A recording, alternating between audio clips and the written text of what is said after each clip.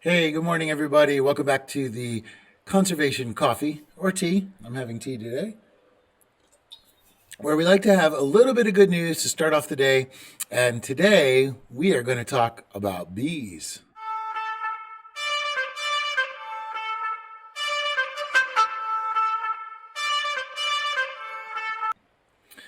So we all know, everybody's heard, the news as of now that bees are one of the most important forms of pollinators in all of nature, and everything that we eat depends on bees. Corn, potatoes, literally everything is pollinated by them.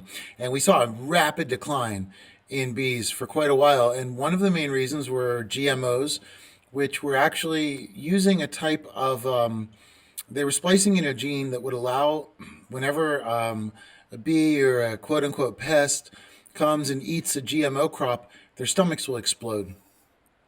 And that was something that, just imagine, that is like chemical warfare. It's crazy that we even have that. But anyway, that is one of the things that they created. And then we found that a lot of the bee populations were declining, and people were starting to step up and really try to save the bees. So today we're going to celebrate great news about bees, and I'm very excited to share this with everybody. So here we go. This is our little buddy here. And as we know, they take the pollen, they collect the pollen, and then they transfer it back over to their hive. And this is what they do all day. And in the process, they're pollinating everything around them. Now, I don't know if you're aware of this or not, but bees were labeled as the most important animal in the world. I believe it was about 3 years ago. And then we started to see this huge decline in bee amounts.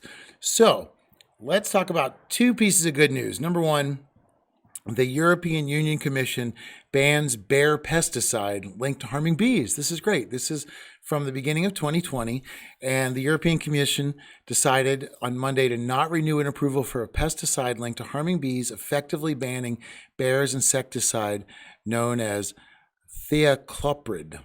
I'm sure I pronounced that wrong. Thiacloprid, for anybody who wants to Google that. The decision followed the majority of the EU's governments in October last year, based on a proposal from the Commission and the bloc's executive. They say, quote, there are environmental concerns related to the use of this pesticide, particularly its impact on groundwater, but also related to human health in reproductive toxicity. So the bees were not the only people being poisoned by these pesticides.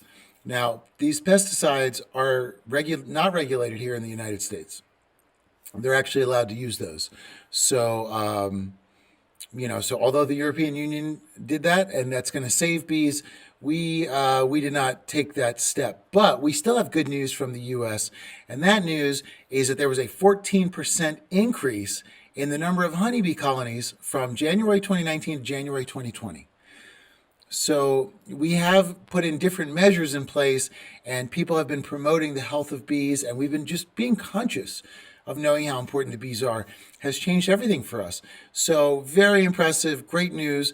The states that get the biggest shout outs for their growth in bee colonies is Michigan, Nebraska, Oklahoma, and Maine.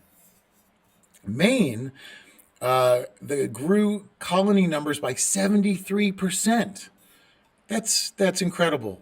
Michigan saw a 50% increase in the same period, and Texas saw the bee population grow by 38%. And I think that is an overall a fantastic.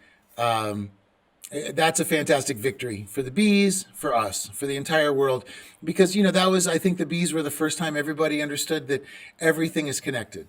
People had a hard time sometimes understanding the connection of people, plants, animals, and the survival of all three being interdependent. And the bee is one of the things that keeps that entire circle moving. And we saw for quite a while the bee populations declining due to excessive pesticides and spraying. Pesticides and spraying are a massive problem everywhere, and there's a lot of communities fighting back against those right now. So if your community is fighting back, please put it down in the comments. Let me know what kind of pesticides are using, where they're spraying, and what sort of damage you're seeing. And also, if you know anybody that is helping, that's helping this bee population grow, please put it in the comments. And also, any groups that help bees or work with bees, I'd love to learn more. And anyway, it was a great positive thing today. So bee populations on the rise in the U.S., bee populations being preserved and saved in the EU.